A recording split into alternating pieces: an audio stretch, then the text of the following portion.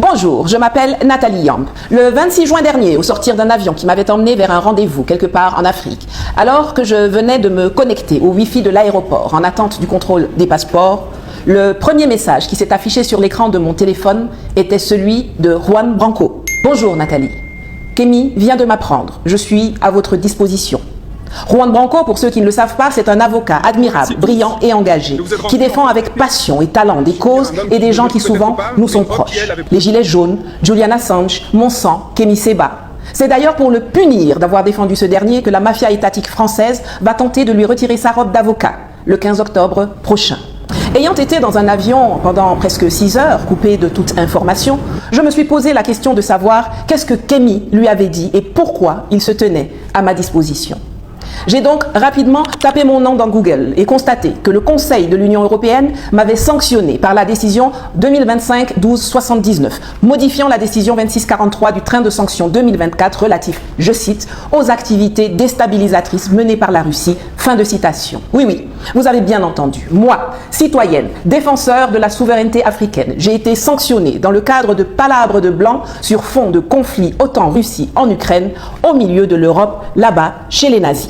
L'Union européenne sanctionne une influenceuse suisse-camerounaise, Nathalie Yamb, pour ses prises de position pro-russe. Cette activiste résidant en Suisse se voit interdite d'entrer sur le territoire des 27 et ses avoirs dans l'Union européenne gelés. Qu'est-ce qui justifie au fond une telle décision, Malika Nadir ? Alors le Conseil de l'Union européenne reproche à Nathalie Yamb de soutenir ouvertement la Russie depuis 2019, en prenant notamment pour cible la France et l'Occident, dans le but de les évincer du continent africain, des positions pro-russes qui menacent la démocratie ou la sécurité de l'Union européenne en recourant à la manipulation de l'information. C'est ce qu'on peut lire dans le journal officiel de l'Union européenne. Nathalie Yamb rejoint la liste des personnes physiques ou morales sanctionnées par l'Union européenne en raison de leurs activités déstabilisatrices menées par la Russie. Précisons que l'influenceuse était déjà interdite de territoire en France pour ses propos virulents contre la présence française en Afrique. En 2003, une enquête du magazine Temps Présent dressait le portrait de cette binationale suisse et camerounaise qui compte plus d'1 million d'abonnés sur ses réseaux sociaux, très populaire en Afrique francophone pour ses discours panafricains appelant à chasser la France du continent. Vous avez entendu, n'est-ce pas ? Maintenant, vous allez noter quelque chose d'extrêmement important.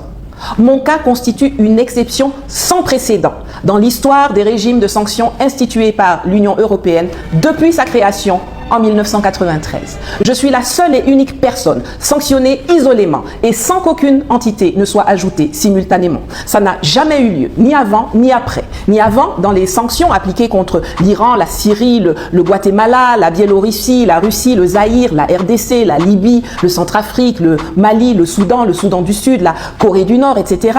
Ni dans le cadre du régime mondial des sanctions en matière de droits de l'homme ou de lutte contre le terrorisme international. Jamais les gens-là se sont réunis à 27 pour sanctionner un singleton comme ils l'ont fait avec moi le 26 juin dernier. Jamais. Et même après moi, jamais.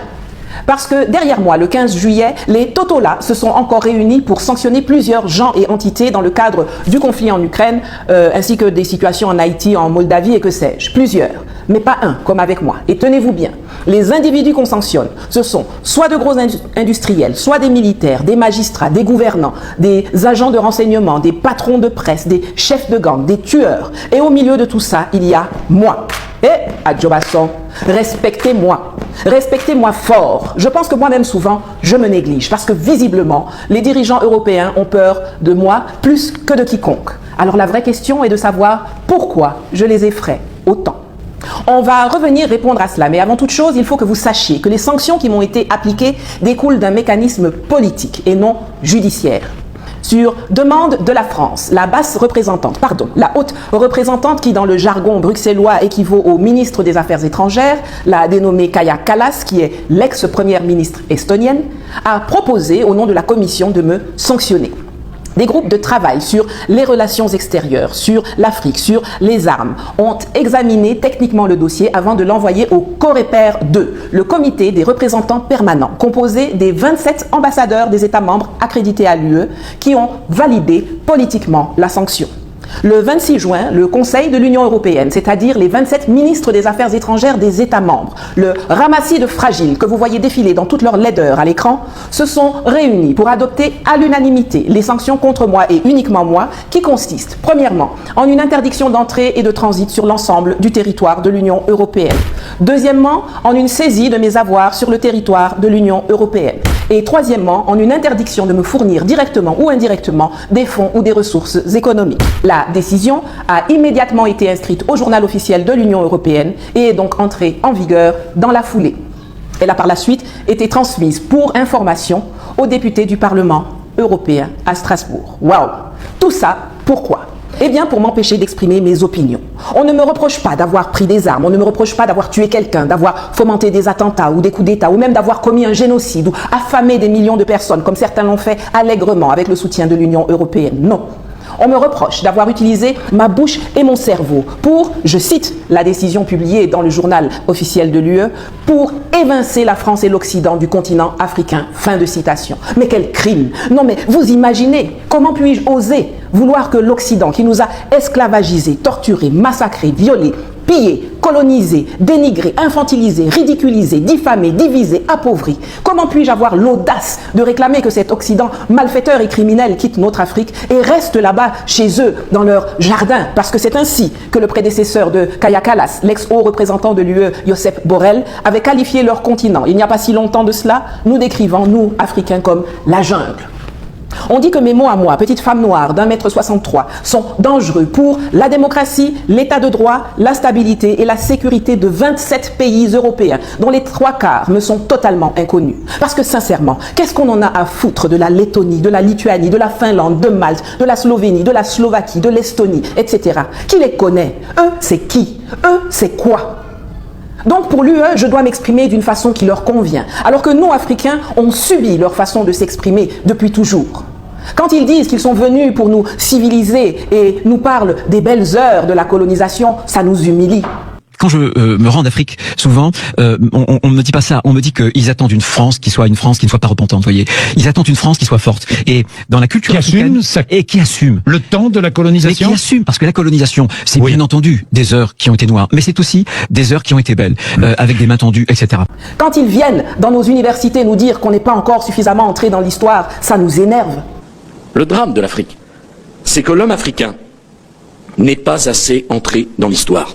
Quand ils viennent nous dire que la France n'a jamais commis de massacre au Cameroun, ça nous scandalise. Alors sur le premier sujet, je dénie absolument que des forces françaises aient participé en quoi que ce soit à des assassinats au Cameroun. Tout cela, c'est de la pure invention. Et naturellement, lorsque je parlais de scories, ce n'est pas à ça que je pensais. Quand ils affirment que le Mali, c'est la frontière sud de la France, ça nous irrite. On est en train de s'enliser quand même au Mali. On est en train de se sécuriser. C'est notre frontière sud. Quand ils disent que nous sommes une jungle, que eux, les jardiniers, ont le devoir de venir mater, ça nous vexe. Europe is a garden. We have built a garden. The rest of the world, and you know very well, Federica, is not exactly a garden. The rest of the world, most of the rest of the world is a jungle. And the jungle could invade the garden. And the gardeners should take care of it. The jungle has a strong growth capacity and the world will never be high enough in order to protect the garden. The gardeners have to go to the jungle. Quand ils déclarent qu'ils vont venir nous recoloniser militairement et que l'Afrique a besoin d'eux, alors que la jeunesse africaine crie partout « France dégage, Europe dégage », ça nous révolte. Ce qui est notre destin commun à nous Européens, c'est la Méditerranée et l'Afrique, où notre destin se joue. Et donc nous avons en permanence essayé, nous Français, d'entraîner les Européens dans cette prise de conscience de la nécessité d'agir collectivement en Afrique et en Méditerranée. Et je suis absolument désolé de voir l'échec de nos engagements au Sahel. Et je pense que de toute façon, nous aurons à nous reposer la question. Parce que nous ne pouvons pas imaginer avoir à nos portes un continent entier qui est en train de s'enfoncer dans la destruction des appareils de gouvernement et des États, s'enfonce dans une forme de chaos, de guerre civile dans beaucoup de pays et de plus en plus de pays, dans des difficultés qui sont liées aux évolutions climatiques, qui sont encore plus dramatiques sur des populations vulnérables comme les populations africaines. En plus, un continent qui va connaître une explosion démographique comme aucun continent n'en a jamais connu. Et donc imaginez que ça se passe là, dans les 10-20 ans qui viennent, et que ça n'aura pas de conséquences sur l'Europe, parce que nous vivons dans une sorte de bulle protégée par je ne sais quoi d'ailleurs. C'est tout simplement inconscient. Et donc je pense que cet intérêt commun-là devrait un jour faire que l'Europe se décidera à agir comme une entité politique qui ira défendre elle-même ses intérêts, y compris par le moyen de l'engagement de ses armées. Je suis persuadé que dans quelques années, je ne sais pas si c'est 10 ans ou moins ou plus, nous aurons l'obligation de retourner aider ces pays africains. Quand ils affirment que nous sommes des agents pro-russes payés par Poutine ou Prigojine, tout en reconnaissant qu'ils n'ont pas l'ombre du début du commencement d'une preuve pour corroborer leurs allégations mensongères, dénigrantes et racistes, ça nous frustre. Est-ce que vous avez une preuve que Nathalie Yamb est directement liée, financée au groupe Wagner? Non, je n'ai pas de preuve de lien direct, mais je constate que les éléments de langage sont souvent très similaires de ceux qu'on peut trouver sur d'autres comptes ou sur les positions officielles de la Russie. On peut ressortir des milliers de choses qu'ils ont dites et qui nous froissent, qui nous fâchent, qui nous vexent, qui nous frustrent depuis des siècles. Et ce n'est pas pour autant que nous les avons sanctionnés. La frustration n'est pas un élément qui peut empêcher les autres de s'exprimer. Nulle part et surtout pas chez eux. Car c'est bien dans leur propre texte fondateur qu'ils ont inscrit cela. Jetons un coup d'œil à l'article 11 de la Charte des droits fondamentaux de l'Union européenne relatif à la liberté d'expression et d'information. Toute personne a droit à la liberté d'expression. Ce droit comprend la liberté d'opinion et la liberté de recevoir ou de communiquer des informations ou des idées sans qu'il puisse y avoir ingérence d'autorité publique et sans considération de frontières. Est-ce que vous avez entendu? On peut faire ça? La charte en question a été proclamée à Nice le 7 décembre 2000. Elle a valeur de traité, elle est donc contraignante et elle est le texte de référence pour la protection des libertés et droits fondamentaux des citoyens, notamment pour les préserver des abus des États et organes institutionnels de l'Union européenne, comme celui dont je suis l'objet aujourd'hui. La même disposition est d'ailleurs inscrite à l'article 10.1 de la Convention européenne des droits de l'homme, ainsi que dans l'article 19 de la Déclaration universelle des droits de l'homme, adoptée en 1948 par l'ONU. Vous savez, cette organisation omnipotente qui réunit tous les États du monde à New York sur une base prétendument égalitaire, mais au sein de laquelle les 5 qui siègent en permanence au Conseil de sécurité sont plus puissants que les centaines qui siègent à l'Assemblée générale.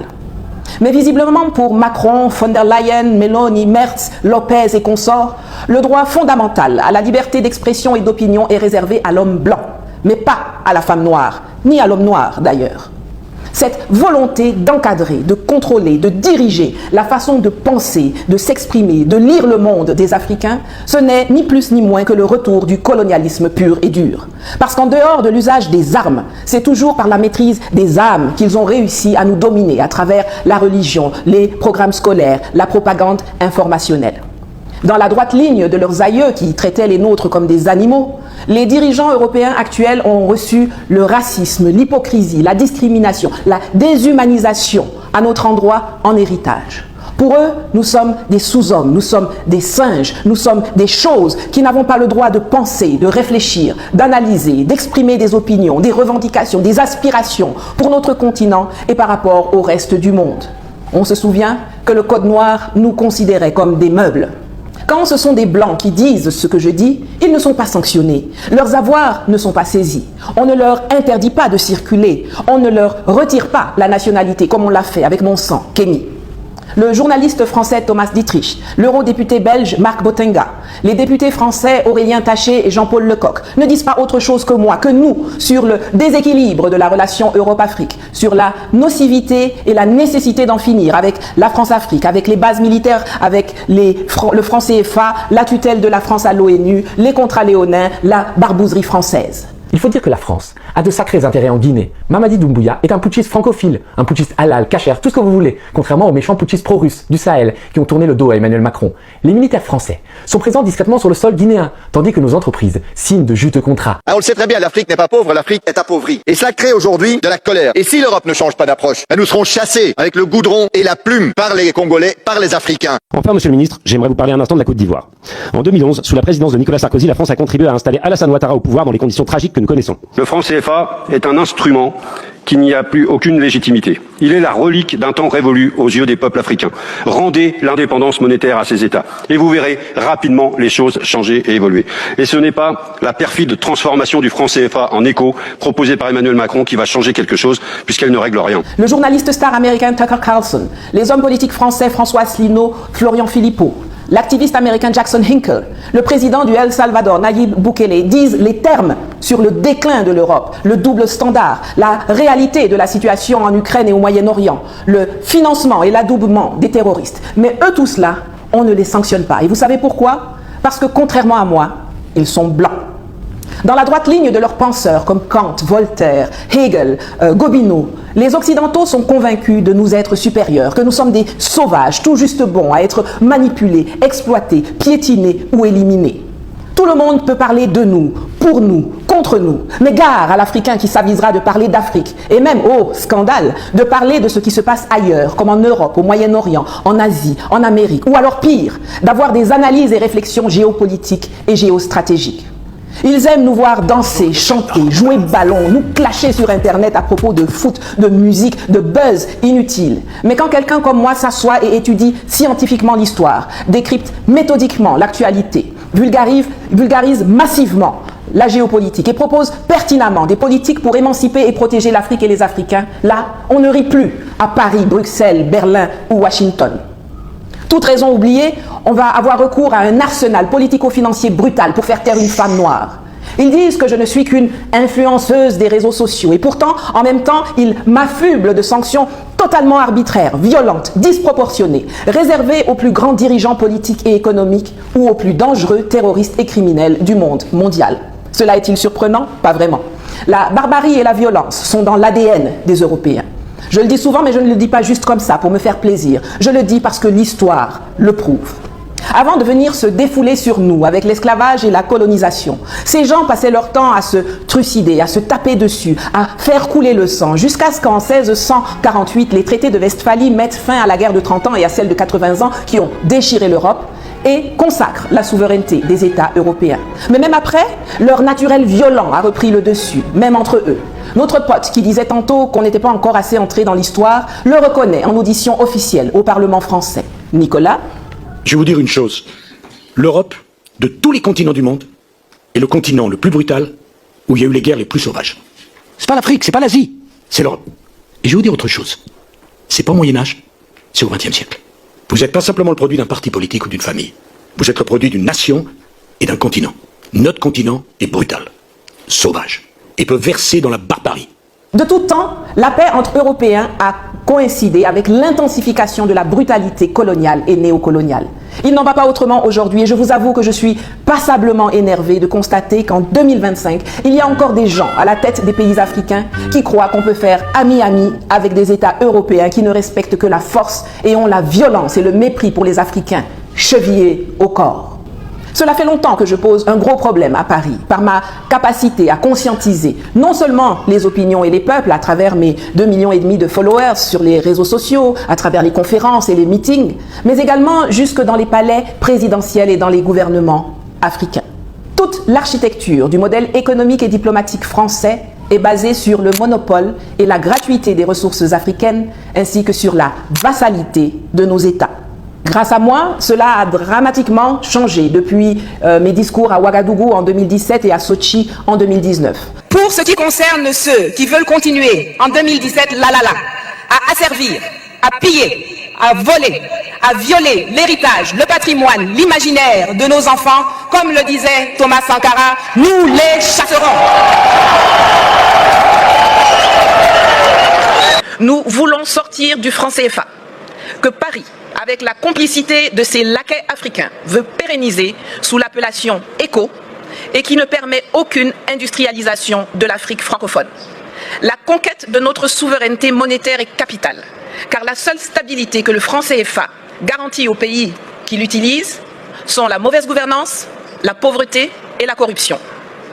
Nous voulons le démantèlement des bases militaires françaises qui, sous le couvert d'accords de défense bidons, ne servent qu'à permettre le pillage de nos ressources, l'entretien de rébellions, l'entraînement de terroristes et le maintien de dictateurs à la tête de nos États. Nous refusons que la France continue d'usurper la voix de l'Afrique à l'ONU, qu'elle soit à la base de quasiment toutes les résolutions concernant le continent. À cela s'ajoute le fait que je conscientise également les gens chez eux, en Europe, qui commencent à faire des vidéos TikTok pour dénoncer le comportement de leurs États en Afrique et ailleurs dans le monde. Alors, on prend un bazooka pour tuer une abeille. Bzzz. Je vais vous avouer quelque chose. Quand j'ai appris les sanctions, je ne me suis pas inquiétée. Je suis Suissesse de naissance. La Suisse n'est pas dans l'Union européenne. Je ne voyage quasiment jamais en Europe, ni avec des compagnies européennes. Et je n'ai pas un seul avoir, ni même un seul centime dans l'UE. Donc, dans les premiers instants, j'ai complètement sous-estimé l'impact des sanctions. Mais mon sourire s'est vite effacé. À une cadence extraordinaire, j'ai expérimenté les tentacules de l'extraterritorialité du non-droit européen. L'une après l'autre, mes cartes de crédit sur des comptes en Suisse, en Afrique et dans des banques en ligne ont été bloquées. Mes comptes eux-mêmes bloqués. Mes cryptos inaccessibles. Mes comptes PayPal et GoFundMe fermés. Tout comme mes comptes Amazon, Airbnb, Booking, Deezer, eBay. Des contrats annulés. Impossible de payer mon loyer, mes assurances, mes impôts, mes avocats, mes médicaments. Impossible d'acheter un billet d'avion, d'écouter de la musique, de regarder Netflix, de prendre un Uber, de passer une commande en ligne, de régler une note d'hôtel. Mais il y a mieux. Impossible de retourner en Suisse pour gérer les urgences, puisque les sanctions comprennent une interdiction de survol du territoire de l'Union européenne, alors que la Suisse y est complètement enclavée, entourée par la France, l'Autriche, l'Allemagne et l'Italie. Une dinguerie. Quand vous énoncez une interdiction d'entrée, de transit ou de survol, cela doit se justifier par le fait que la présence d'une personne donnée sur votre territoire ou dans votre espace aérien constitue un danger immédiat pour votre sécurité. Je ne peux pas vous dire à quel point je suis impatiente d'entendre l'UE expliquer au tribunal en quoi ma présence dans un avion à 10 000 mètres de hauteur dans les nuages constitue un danger immédiat pour la sécurité des 450 millions d'habitants au sol. Ça va être intéressant. La peine de mort socio-économique, l'effacement civil auquel ils me condamnent sans procès, en m'empêchant de circuler, en me coupant de tout dans un environnement digitalisé, la violence inouïe qu'ils utilisent contre moi pour atteindre des objectifs politiques, en droit, cela s'appelle du terrorisme. Et ils y ont recours, non seulement pour me briser, mais aussi et surtout pour passer un message à ceux qui seraient tentés de penser et d'agir comme moi. Je ne vous raconte pas cela pour faire pleurer dans les chaumières, je vous raconte cela pour que vous soyez conscients des enjeux. Tous ceux qui se disent que bof, c'est un problème de Nathalie Yamb, de toute façon je l'aime pas, alors je n'en ai rien à fiche, détrompez-vous. Ne croyez pas que cela ne vous concerne pas, parce que vous êtes citoyen européen ou africain résidant en Afrique ou en Europe. Si ce qu'ils me font là passe, ça va créer une jurisprudence en Europe. Ça voudra dire que n'importe quel petit zozo non élu dans un bureau peut attraper n'importe quel citoyen qui a dit quelque chose qui ne lui plaît pas et faire prononcer des sanctions. Et si on lui demande pourquoi, il va citer le cas Nathalie Yamb. J'espère que tout le monde en est conscient et se prépare. À ce stade, je voudrais fortement recommander aux États africains et à ceux de l'AES en particulier de prendre toutes les mesures nécessaires pour garantir leur souveraineté, également sur le plan juridique. Ils doivent interdire aux entreprises opérant sur leur territoire d'appliquer des sanctions prises par des bureaucrates, par des politiciens ou même des tribunaux étrangers qui n'ont pas été auparavant reprises par le droit des pays africains concernés. Le mode opératoire des colons terroristes européens est standard depuis les années 50. Ils traquent, ils appauvrissent, ils emprisonnent, ils exilent et avant de passer à l'élimination physique pure et simple qui sera la prochaine étape qui m'attend, on recourt à l'assassinat de caractère. L'accusation de collusion, d'intelligence avec la Russie est un mensonge, instrumentalisé pour justifier toutes les attaques que l'on veut porter contre moi, surtout que mon dossier est vide et qu'il n'y a absolument rien à me reprocher. Chaque fois que quelqu'un veut s'émanciper de leur tutelle ou ne va pas dans leur sens, paf, c'est un agent de Moscou. Ça a été le cas pour nos devanciers indépendantistes, que l'on qualifiait d'agents soviétiques, de communistes. Aujourd'hui, l'Union soviétique n'existant plus, les souverainistes que nous sommes sont devenus des agents russes. Cela va même au-delà de notre continent. L'Allemand Gerhard Schröder, et même l'Américain Donald Trump ont été accusés d'être des agents russes. Ce dernier vient d'ailleurs de révéler, appuyé par le FBI et la patronne de l'espionnage américain, comment Barack Obama et son administration de tordus ont comploté pour lui coller cette étiquette afin de l'empêcher de revenir au pouvoir. Dans mon cas, sur quoi se base-t-il pour affirmer cela ? Mais bien sûr rien, ou plutôt sur le fait que j'aurais interagi avec la Russie à quelques reprises. Mais si ce sont les interactions avec la Russie qui font de quelqu'un un agent russe, alors les plus grands agents russes sont les Européens. Ce sont les États européens qui ont des relations diplomatiques assumées avec la Russie. Elles n'ont jamais été rompues, même pas avec le déclenchement du conflit en Ukraine. Au contraire, en septembre 2022, l'UE a nommé un nouvel ambassadeur à Moscou. En 2023, c'est l'Allemagne qui a désigné un nouvel ambassadeur en Russie. Et en février 2025, Paris a nommé son représentant permanent à l'ONU comme ambassadeur de France à Moscou. Ce sont toujours les États européens qui continuent d'acheter du gaz, des minerais et des engrais russes, alors qu'eux-mêmes ont dit que ceux qui achètent le gaz et le pétrole russe sont ceux qui aident Poutine à mener la guerre contre l'Ukraine. C'est Emmanuel Macron qui fait des pieds et des mains pour parler à Poutine, bavardant 2 heures avec lui au téléphone, ou allant jusqu'à s'humilier en acceptant de se faire jeter au bout d'une table de 3 mètres au Kremlin. C'est l'armée française qui partageait le même camp, la même cantine que les mercenaires Wagner de Yevgeny Prigojine en Libye. Ce sont les touristes russes qui reviennent en masse en Europe depuis 2024, et plus spécifiquement en Italie, en France et en Espagne, qui leur délivrent des visas Schengen à tour de bras. De qui se moque-t-on ? Les dirigeants européens savent très bien que l'étiquette d'agent russe qu'ils me collent n'est qu'un mensonge, un prétexte pour cacher leurs vrais motifs inavouables et injustes à leurs opinions nationales. C'est vrai que ce n'est pas très cool de reconnaître qu'ils ont le seum parce que je contribue à empêcher leur colonialisme brutal, l'exploitation néocoloniale des ressources africaines, l'appauvrissement permanent des Africains et la déstabilisation systématique et violente de l'Afrique. Je le dis ici de façon très décomplexée. Je n'ai aucun problème avec les Russes, en tout cas pas pour l'instant. Et je le répète, pour les dissipés du dernier rang, les cauchemars des Occidentaux ne sont pas les miens. Les ennemis de l'Europe ne sont pas ceux de l'Afrique. Mais le narratif mensonger d'influenceuses pro-Poutine ou de mes prétendues positions pro-russes est vexatoire et diffamatoire. Je le disais déjà il y a 2 ans à la télévision suisse qui a fait un reportage sur moi. Sur scène, Nathalie Yamb tire à boulet rouge contre la France, appelle à boycotter les médias occidentaux et renverser les régimes soutenus par Paris. Très bien. Ici, aucun drapeau russe, mais l'ombre du Kremlin ne semble jamais bien loin. Je pense que beaucoup dans la salle ont entendu que j'étais l'influenceuse à la solde de Poutine, l'influenceuse à la solde de la Russie.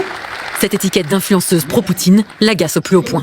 Cela sous-entend que les Africains sont incapables de se battre pour leurs propres intérêts, de penser par et pour eux-mêmes. Que nous sommes des gens qui ont pour vocation d'être soit la marionnette de quelqu'un, soit la marionnette de quelqu'un d'autre. Donc je trouve ça dénigrant, raciste, méprisant. Prétendent que l'on a besoin des Russes pour ne plus vouloir de la mainmise française ou occidentale en Afrique avec toutes les horreurs, tous les pillages, toute l'hypocrisie dont ils ont fait montre envers nous et notre continent, c'est une injure.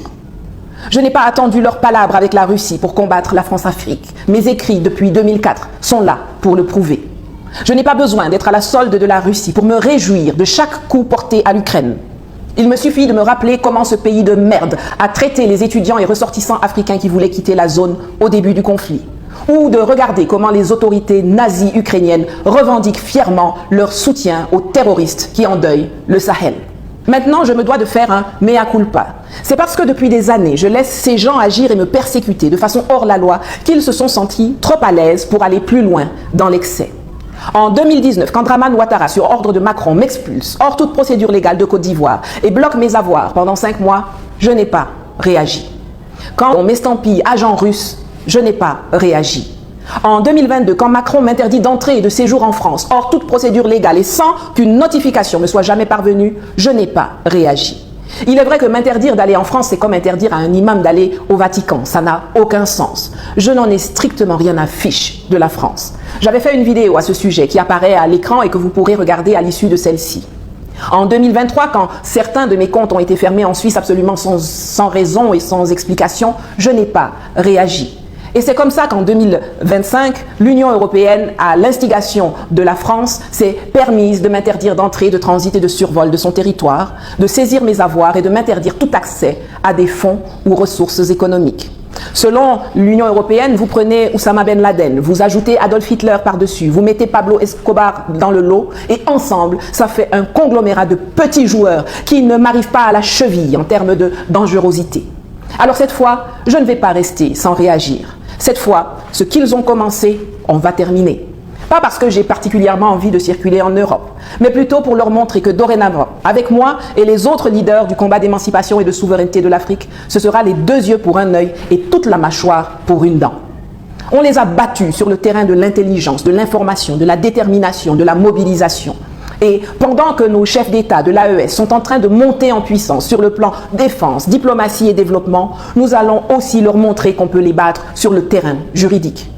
Ils savent très bien qu'avec tout ce qu'ils font là, ils ne me font pas peur et ils ne me feront pas taire. Cabri mort n'a pas peur de couteau, comme on dit chez moi. C'est les autres qu'ils essayent de mater, d'effrayer, de contraindre au mutisme. Les Africains, les binationaux et même les ressortissants européens pur jus. Je vais leur montrer que les tribunaux sont un terrain de bataille sur lequel on peut leur infliger des défaites aussi monumentales que celles qu'ils ont subies sur les terrains militaires, diplomatiques, géostratégiques, informationnels et communicationnels en Afrique. Watch me. Je ne peux pas terminer cette vidéo sans remercier les milliers de personnes qui m'ont marqué leur solidarité, leur soutien, leur amour, et ce, à travers le monde, à travers les différentes classes sociales et couleurs de peau. J'en ai été infiniment touchée. C'est l'occasion pour moi de dire aux gens de l'Union européenne que même si vous m'arrachez jusqu'au dernier franc que j'ai dans ma poche, je ne serai jamais sans domicile, je ne serai jamais seule et je ne serai jamais pauvre. De la même façon dont vous me voyez comme votre pire cauchemar, je suis l'espoir d'un continent qui s'est levé et qui ne se mettra plus jamais à genoux devant vous. Je suis la vigie qui avertit ses frères, ses sœurs, ses parents et enfants du danger que vous représentez, qui éveille les esprits, qui raconte le passé, qui inspire les politiques, qui brisent définitivement les chaînes néocoloniales d'aliénation et de soumission que vous avez attachées à nos chevilles, à nos poignets et dans nos esprits depuis trop longtemps. Je suis l'enfant d'Édith, la lionne blanche et d'Étienne, dont je peux remonter la lignée à 15 générations jusqu'à Goklik Touba. Je suis la fille de Thomas Sankara, de Patrice Lumumba, de Ruben Umniobe, de Félix Moumié, de Ernest Wandier, de Kimpa Vita, de Hatshepsut, de Nzinga, de Shaka Zulu, de Dedan Kimathi, de Jerry Rawlings, de Malik Al-Shabazz, de la mulâtresse Solitude, de Jean-Jacques Dessalines, de Steve Biko, de Winnie Mandela, de Harriet Tubman.